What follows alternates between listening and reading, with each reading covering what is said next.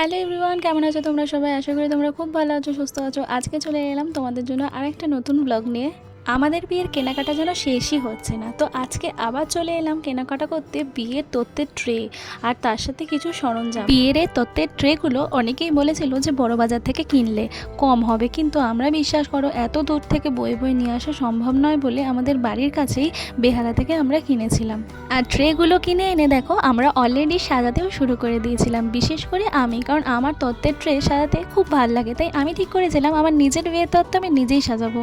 তত্ত্বের ট্রেগুলো কিন্তু আমিই পছন্দ করে কিনেছিলাম, আর তার সাথে যা যা দরকার সেগুলোও কিনেছিলাম। একা একা তত্ত্ব সাজানো কিন্তু কখনোই সম্ভব না, তাই সবাই মিলে আমাকে হেল্পও করেছিল। হ্যাঁ, তত্ত্বের ট্রেগুলো কিন্তু বিভিন্ন রকমের দাম ছিল। এই চৌকো ট্রেগুলো নিয়েছিল 25 টাকা করে, এগুলো ছিল 20টা করে সেট। তো 20টা করে সেট নিলে একটা করে ট্রে 25 টাকা করে দাম নেয়। আর যেগুলো গোল ট্রে, লাভ ট্রে, চৌকো ট্রে, ওগুলো কিন্তু 50-60 টাকা বা তারও বেশি আছে। যেমন মাছের ট্রে সেগুলো নিয়েছিল 70 থেকে 80 টাকা। তো এরকম বিভিন্ন ট্রে আছে। আমি বিয়ের 2 মাস আগে থেকেই তত্ত্বগুলো সাজিয়ে নিয়েছিলাম, কারণ বিয়ের সময় অনেক কাজের চাপ থাকে। সেই সময় আর তত্ত্ব সাজানো খুব কঠিন ব্যাপার হয়ে দাঁড়ায়, কারণ কোনটা কোথায় পড়ে থাকবে, কোনটা কোথায় থাকবে তখন খুঁজে পাবো না। সেই জন্যই আগের থেকে সাজিয়ে গুছিয়ে রেখেছিলাম, কারণ এটাও একটা অনেক বড় কাজ। ছোট ছোট জিনিস, বড় জিনিস অনেক কিছু থাকে যেগুলো তখন সময় খুঁজে পাওয়া যায় না। তাই আমি আগের থেকেই সাজিয়ে নিয়েছিলাম।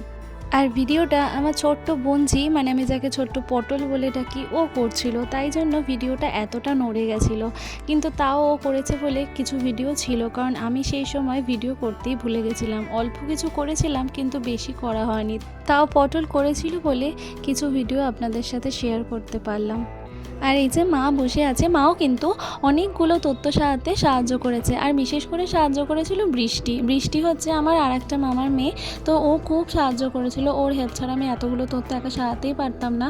আর তার সাথে মাঝে মাঝে আমার দিদি বোনরা এসেও সাহায্য করে গেছে, যেমন বুলটি দি, রিউ, ওরাও কয়েকটা আমাকে হেল্প করে গেছিলো।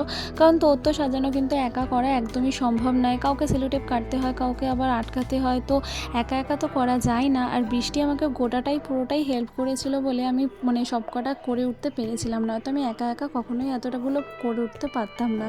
আর তত্ত্ব সাজানোর এখন অনেক রকম নতুন ডিজাইন বেরিয়েছে, তো সেগুলো আমরা দেখে ফলো করে ইউটিউব থেকে ভিডিও দেখেও সেগুলো দেখে আমরা সাজাচ্ছিলাম। এখন যে শাড়ি দিয়ে নৌকা বানায়, প্রজাপতি বানায়, সেগুলো বানাবো ভেবেছিলাম, কিন্তু তারপরে ভাবলাম ওগুলো বানালে শাড়িগুলো অনেকটা কুঁচকে যায়। তাই আমি যেগুলো দরকার নয় সেগুলো আর করিনি, কারণ শাড়ি কুঁচকে যাওয়ার থেকে নর্মালভাবে সাজিয়ে দেওয়াই ভালো। তো আমি তাই একদম প্লেন নর্মালভাবেই সাজিয়েছিলাম।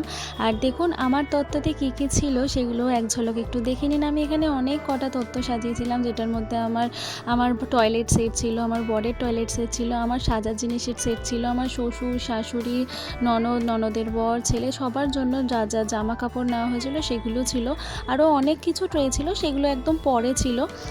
যেগুলো মিষ্টির ট্রে সেগুলো মিষ্টির দোকান থেকে বলেছিল পাঠাবে, তো সেগুলো এখানে আর ছিল না, ওগুলো তো একদম লাস্টে আসবে। আর এগুলো যেগুলো আমাদের বাড়ি থেকে যাবে সেগুলোই আমি শুধুমাত্র প্যাক করেছিলাম। হ্যাঁ, এর মধ্যে কিন্তু আরও অনেক তথ্য ছিল যেগুলো তখনও পর্যন্ত আর সাজানো হয়নি বলে আর ভিডিও করা হয়নি।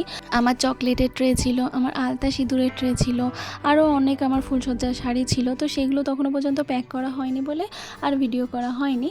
তবে এর সাথে আমি আরেকটা ভিডিও তোমাদেরকে শেয়ার করে দিচ্ছি, যে আমি আমার শ্বশুর বাড়ির কিছু তত্ত্ব আমি সাজিয়েছিলাম, তো সেই ভিডিও লাস্টে আছে।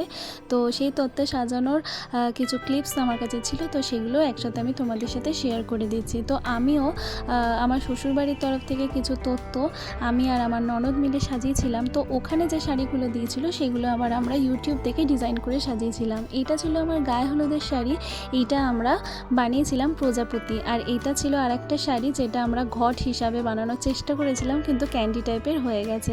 আসলে ওটা আলতা পায়ে ঢোকার সময় যে শাড়িটা রাখে, তো সেই শাড়িটাই ছিল। তো সেই শাড়িগুলো সাজিয়েছিলাম। আরও অনেক কটা শাড়ি ছিল যেগুলো আমরা আরও সুন্দর করে সাজিয়েছিলাম। তো এইটা হচ্ছে আমার শ্বশুরবাড়ির তরফ থেকে সাজানো তত্ত্ব, যেটা আমি সাজিয়েছিলাম আর আমার ননদ সাজিয়েছিল। তো এই তত্ত্ব সাজানোগুলো তোমাদের কেমন লাগলো অবশ্যই কিন্তু আমাকে কমেন্টে জানাবে। আর লাস্টে ভিডিওটায় আছে যে পুরোটাই কমপ্লিটের পথে ছিল, পুরো সেই ভিডিও আমি তোমাদের সাথে একটাই ক্লিপ আমার কাছে ছিল, তাই তোমাদের সাথে শেয়ার করলাম। তো এইটা হচ্ছে সেই ভিডিও যেটার মধ্যে আমরা পুরোটাই কমপ্লিট করেছিলাম, আর কিছু একদম সামান্য ছিল। তো এই ছিল আমার তত্ত্ব সাজানোর ভিডিও। কেমন লাগলো, ভালো লাগলে অবশ্যই একটা লাইক দিও। তো সবাই ভালো থাকবেন, সুস্থ থাকবেন। আজকের মতো সবাইকে টাটা।